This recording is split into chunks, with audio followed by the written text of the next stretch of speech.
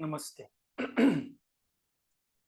ओम सहनाववतु सहनौ भुनक्तु सह वीर्यं कर्वावहै तेजस्विनावधीतमस्तु मा विद्विषावहै। ओम शांति शांति शांति।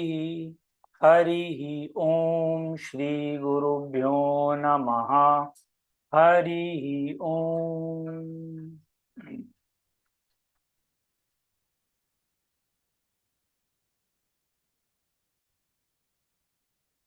ओम पार्थाय प्रतिबोधितां भगवता नारायणेन स्वयं व्यासेन ग्रथिता पुराण मुनिना मध्ये महाभारतम् अद्वैतामृतवर्षिणीं भगवतीम् अष्टादशाध्यायिनीम् अम्ब त्वामनुसन्दधामि भगवद्गीते भवद्वेषिणीम्।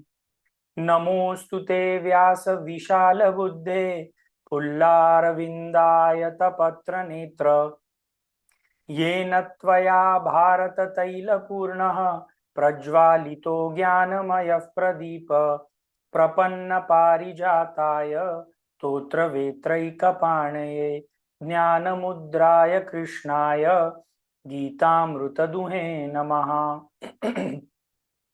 सर्वोपनिषदो गावो दुग्धा गोपालनन्दनः पार्थो वत्सः सुधीर्भोक्ता दुग्धं गीतामृतं महत्। वसुदेवसुतं देवं कंसचाणूरमर्दनं देवकी परमानन्दं कृष्णं वन्दे जगद्गुरुं। भीष्मद्रोणतटा जयद्रथजला गान्धारिनीलोत्पला शल्यग्राहवती कृपेण वहनी कर्णेन वेलाकुला अश्वत्थामविकर्णघोरमकरा दुर्योधनावर्तिनी सोत्तीर्णा खलु पाण्डवैरणनदी कैवर्तकः केशवाः पाराशर्यवचः सरोजममलं गीतार्थगन्धोत्कटं नानाख्यानककेसरं हरिकथा सम्बोधनाबोधितं लोके सज्जन षट्पदैरहरः पेपीयमानं मुदा भूयाद् भारत पंकजं कलिमलं प्रध्वंसि न श्रेयसे मूकं करोति वाचालं पंगुं लंघयते गिरिं यत्कृपातमहं वन्दे परमानन्दमाधवं। यं ब्रह्मा वरुणेन्द्र रुद्रमरुत स्तुन्वन्ति दिव्यैस्तवैः वेदैः साङ्गपदक्रमोपनिषदैः गायन्ति यं सामगाः ध्यानावस्थिततद्गतेन मनसा पश्यन्ति यं योगिनो यस्यान्तं न विदुःसुरासुरगणा देवाय तस्मै नमः।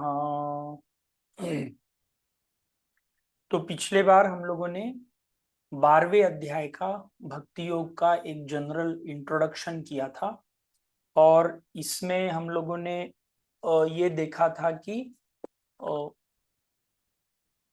11वें अध्याय के अंत में विश्वरूप दर्शन योग के अंत में भगवान श्री कृष्ण का विश्वरूप देखने के बाद अर्जुन को ऐसे लगता है कि उसको भी इस रूप को प्राप्त करना चाहिए और लास्ट के 2 श्लोकों में भगवान श्री कृष्ण उसको ये बताते हैं कि ये रूप प्राप्त करना किसी के लिए भी संभव हो सकता है यदि उसमें अनन्य भक्ति हो, वो किसी से द्वेष ना करता हो और सदैव कृष्ण भक्ति में लगा हो। तो मत कर्म मत परमः मत भक्त संग वर्जितः निर्वैर सर्वभूतेषु यह स मामेति पांडव, ऐसा व्यक्ति मुझ में ही प्रवेश करता है। तो जब ये बोला जाता है तो अर्जुन को अब ऐसे लगने लगता है कि ईश्वर एक तरफ तो निराकार रूप है और एक तरफ एक साकार रूप जो उसने अभी विश्व रूप दर्शन में देखा है और कुछ लोग ऐसे हैं जो निराकार की उपासना करते हैं, कुछ लोग ऐसे हैं जो साकार की उपासना करते हैं। तो इन दोनों व्यक्तियों में से कौन सा व्यक्ति श्रेष्ठ है, किसकी उपासना श्रेष्ठ है, ये भगवान श्री कृष्ण से अर्जुन पहले श्लोक में पूछते हैं। तो अभी शुरू करते हैं पहला श्लोक। अर्जुन उवाच एवं सतत युक्ता ये भक्तास्त्वां पर्युपासते ये चाप्यक्षर अव्यक्तम तेषां के योग वित्तमाः। अर्जुन उवाच एवं सतत युक्ता ये भक्तास्त्वां पर्युपासते ये च अपि अक्षरम अव्यक्तम तेषां के योग वित्तमाः। तो वो भगवान श्री कृष्ण से पूछते हैं एवं सतत युक्ता ये, ऐसे जो दो प्रकार के लोग रहते हैं, एक जो निराकार रूप की पूजा करते हैं, निराकार की आराधना करते हैं, और एक ऐसे जो सगुण साकार ईश्वर की उपासना करते हैं। ये दोनों ही ईश्वर तक पहुंचने का सिंसियर एफर्ट कर रहे हैं। ये चाप्यक्षर अव्यक्तम, ये च अपि मतलब ऐसे व्यक्ति जो अक्षर ब्रह्म, जो निराकार की पूजा करते हैं, इन दोनों में से कौन सा व्यक्ति योग वित्तमः, योग वित्तमः मतलब इन दोनों में से कौन सा व्यक्ति is more superior. Indirectly Arjun को ये पूछना है कि उसको क्या करना चाहिए। तो हम लोगों ने साधारणतया देखा होगा कि हमारी ईश्वर भक्ति की जो भी एटीट्यूड है, वो हमारे अपब्रिंगिंग से हमको कैसे पढ़ाया सिखाया गया है, हम किस एनवायरनमेंट में रहे हैं, हमने क्या देखा है, इसके हिसाब से हम ईश्वर की उपासना करते हैं। कुछ लोग ऐसे रहते हैं जो सदैव मूर्ति पूजा करते हैं, कुछ लोग ऐसे रहते हैं जिनको मूर्ति पूजा में बहुत इंटरेस्ट नहीं रहता, उनको कोई ग्रंथों के पढ़ने में, उसके चिंतन करने में इंटरेस्ट रहता है। और कुछ लोग ऐसे रहते हैं जिनको ना मूर्ति पूजा में इंटरेस्ट रहता है, ना कुछ पढ़ने में इंटरेस्ट रहता है, उनको मनन और चिंतन करने में इंटरेस्ट रहता है। और जो भी व्यक्ति जो भी साधना करता है, उसको वो साधना श्रेष्ठ लगती है, इसमें कोई गलत बात नहीं है। पर अर्जुन को क्योंकि एक फर्स्ट हैंड एक्सपीरियंस हो चुका है, जिसमें उन्होंने भगवान श्री कृष्ण का विश्व रूप देखा है, और वो ये भी जानते हैं कि भगवान श्री कृष्ण ही वो निराकार ब्रह्म है जो अभी एक रूप में उपस्थित हुए हैं। तो वो पूछना चाहते हैं कि मुझे क्या करना चाहिए, कौन सी चीज मेरे लिए हितकारी है। इनडायरेक्टली उनके क्वेश्चन के थ्रू भगवान श्री कृष्ण हम साधना कैसे करें, हम में भक्ति कैसी हो, ये बताना चाहते हैं। तो अब भगवान श्री कृष्ण क्या बोलते हैं वो हम देखते हैं श्लोक नंबर 2 में। श्री भगवान उवाच मय्यावेश्य मनो ये माम नित्ययुक्ता उपासते श्रद्धया परया पेता ते मे युक्ततमा मताः। मयि आवेश्य मनो ये माम नित्ययुक्ता उपासते श्रद्धया परया उपेताः मे युक्ततमाः मताः। तो अब भगवान श्री कृष्ण जो उत्तर देते हैं वो बोलते हैं मय्यावेश्य मनो ये माम, मुझ में जो अपना मन आवेशित करता है, मतलब पूरी तरीके से मन डालता है। आवेश्य इस शब्द का अर्थ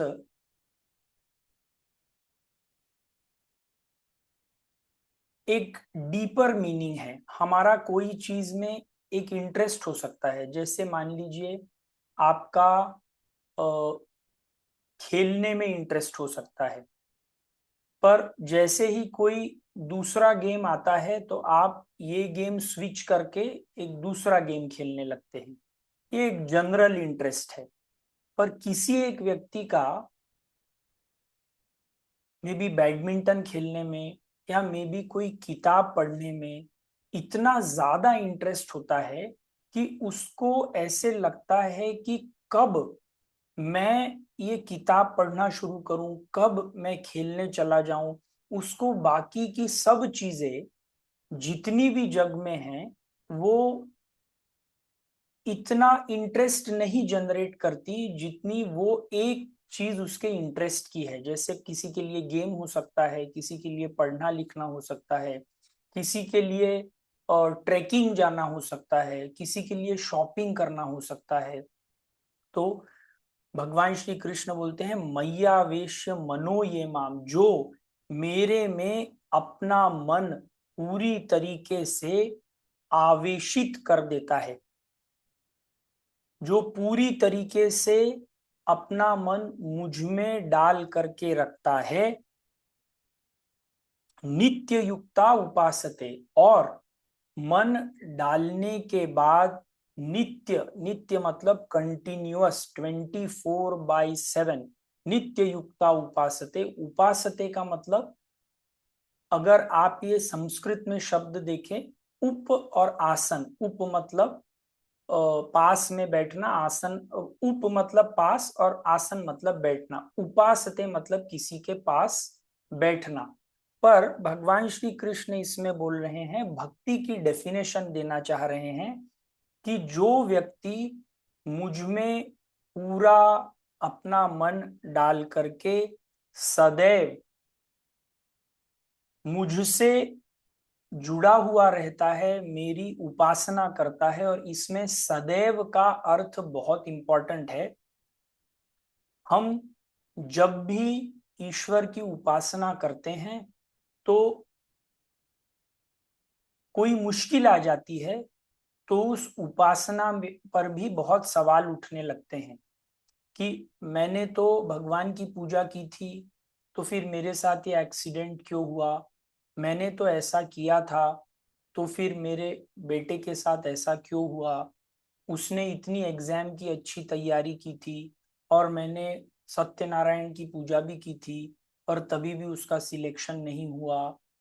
तो नित्य युक्ता मतलब चाहे कुछ भी हो जाए, चाहे आपके जिंदगी में अच्छा चल रहा हो या आपकी जिंदगी में खराब चल रहा हो, तभी भी आप उस परम सत्ता से, अपने इष्ट से सदैव जुड़े रहते हैं। इसको हम नित्य युक्ता बोलते हैं। तो पहला चीज उन्होंने बोली मयि आवेश्य, मेरे में टोटल अपना मन आवेशित करके, नित्य युक्ता सदैव मेरी उपासना करते हुए, श्रद्धया परया पेता, श्रद्धया परया उपेता, ते में ते में युक्त तमामतः।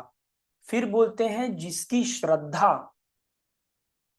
परया, परया मतलब वेरी हाई ऑर्डर, जिसकी मेरे प्रति श्रद्धा एक हाई ऑर्डर की श्रद्धा रहती है, ते में युक्त तमा मता, वो लोग मुझसे जुड़े हुए रहते हैं, ऐसा मेरा मत है। तो अर्जुन ने जो प्रश्न पूछा था कि क्या निर्गुण निराकार की साधना करनी चाहिए या सगुण साकार की साधना करनी चाहिए, तो भगवान ने जो उत्तर दिया है, ये दोनों साधना का कॉमन गोल है। ये बताने के पहले कि निर्गुण निराकार की पूजा करनी चाहिए या सगुण साकार की पूजा करनी चाहिए, उन्होंने ये बताया है कि दोनों ही साधनाओं का जो गोल है वो क्या है? मय्यावेश्य, मेरे में टोटल मन लगा करके रखना, नित्य युक्ता, हर एक परिस्थिति में मुझसे जुड़े रहना, श्रद्धया परयापेता, very high order of shraddha, very high order of faith. अगर ये होता है तो चाहे वो व्यक्ति सगुण उपासक हो या वो निर्गुण उपासक हो, वो मेरे पास ही पहुंचता है। तो जब हम भक्ति की बात करते हैं तो भक्ति क्या होती है, इसका भगवान श्री कृष्ण ने इस श्लोक में उत्तर दिया है। जब हम बोलते हैं कि हम किसी की भक्ति कर रहे हैं, इसका मतलब ये है कि हमारे जो भी विचार हैं, हम जो भी कार्य कर रहे हैं, उस कार्यों से, उन विचारों से हम अपने इष्ट की सेवा कर रहे हैं।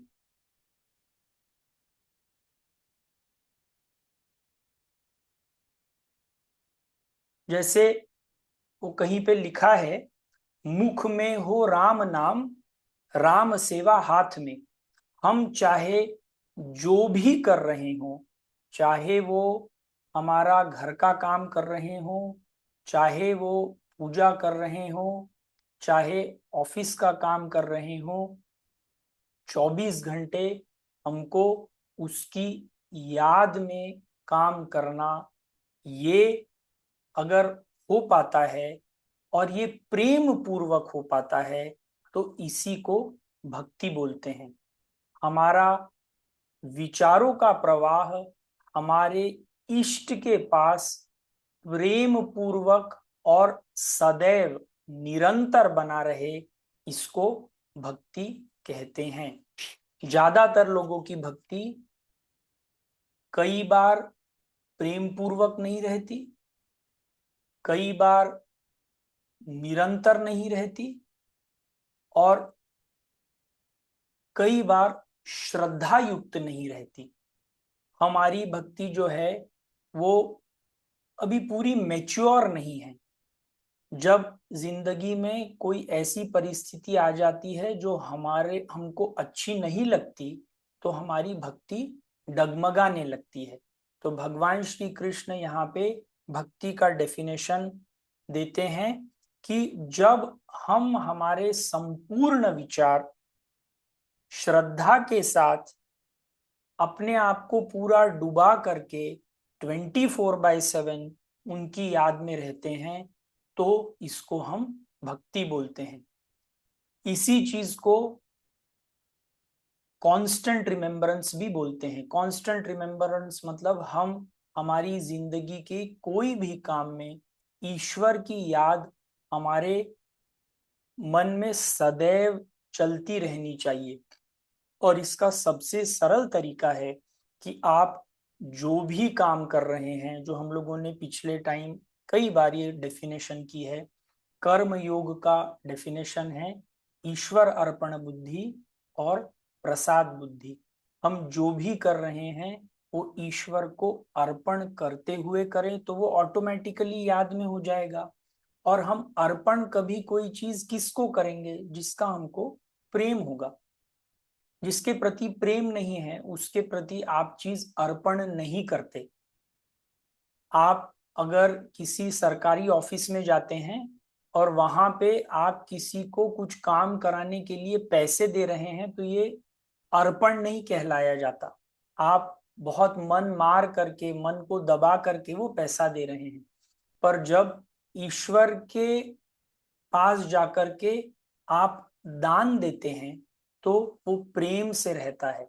जब आप हर एक कार्य, जैसे मान लीजिए आपको कोई सफाई का कार्य दिया गया है, और यदि आप ईश्वर अर्पण बुद्धि और प्रसाद बुद्धि से करते हैं, तो क्योंकि ये सफाई का कार्य मैं मेरे ईश्वर को समर्पित कर रहा हूं, इसीलिए वो कार्य सबसे अच्छी क्वालिटी का कार्य होना चाहिए। ये ईश्वर अर्पण बुद्धि हो गया।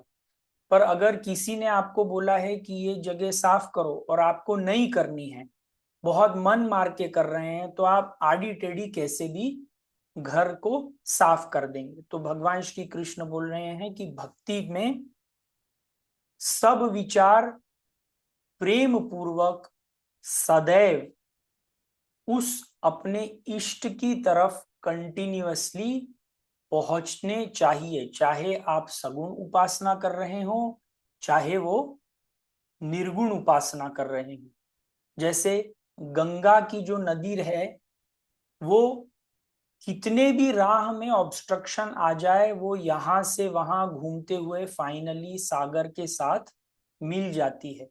वैसे ही हमारी भक्ति में जितने भी ऑब्स्ट्रक्शन आए, जितनी भी दिक्कतें आए, उसके सिवा उन दिक्कतों के बाद भी हमारी भक्ति जो है वो हमारे इष्ट के प्रति कम नहीं होनी चाहिए। तो यही श्रद्धया उपेता, परम परम टाइप की, एक ऊंचे टाइप की भक्ति ये बताई हुई है। कोई भी भक्ति डेवलप होने के लिए श्रद्धा, श्रद्धा मतलब फेथ की जरूरत रहती है। आप भक्ति बिना फेथ के नहीं कर सकते। फेथ मतलब विश्वास। अगर आपको आपके गुरु ने कुछ बताया है, हो सकता है वो आपके जिंदगी में अभी सत्य नहीं लगता, पर तभी भी आपको विश्वास है कि ये सत्य है, और इसकी तरफ मुझे प्रेम पूर्वक यदि मैं काम करता हूं तो इस गोल तक मैं पहुंच सकता हूं। तो इस श्लोक में भगवान श्री कृष्ण ने तीन चीजें, जो सगुण भक्त हो या निर्गुण भक्त हो, अगर ये तीन चीजें कॉमन हैं, तो चाहे सगुण हो चाहे निर्गुण हो वो मेरे पास ही पहुंचता है। तो हमने पढ़ा कि मैयावेश्य, मेरे में पूरा मन लगाओ, नित्य युक्ता 24/7 you should be connected to him, और श्रद्धया परया उपेता, हाईएस्ट फॉर्म ऑफ भक्ति, ऐसी भक्ति जो दिक्कतों में कॉम्प्रोमाइज नहीं हो जाती, जो थोड़ा सा प्रॉब्लम आ जाए तो भक्ति कम नहीं हो जाती, ऐसी प्रकार की भक्ति यदि होती है, तो चाहे वो निर्गुण भक्त हो या वो सगुण भक्त हो, वो मेरे पास ही पहुंचते हैं, ऐसे भगवान श्री कृष्ण बोलते हैं। अगले दो श्लोकों में हम निर्गुण भक्त जो हैं वो कैसी साधना करते हैं और उसमें क्या होता है, वो हम देखेंगे। वो हम अगले टाइम देखेंगे। वो उसमें बहुत सारी टर्म्स एक्सप्लेन करनी है, और शायद हम अगले टाइम सिर्फ दो ही श्लोक कर पाएंगे। तो आज के लिए सिर्फ इतना ही। ओम पूर्णमदः पूर्णमिदं पूर्णात् पूर्णमुदच्यते पूर्णस्य पूर्णमादाय पूर्णमेवावशिष्यते। ओम शांति शांति शांति। हरि ओम श्री गुरुभ्यो नमः। हरि ओम।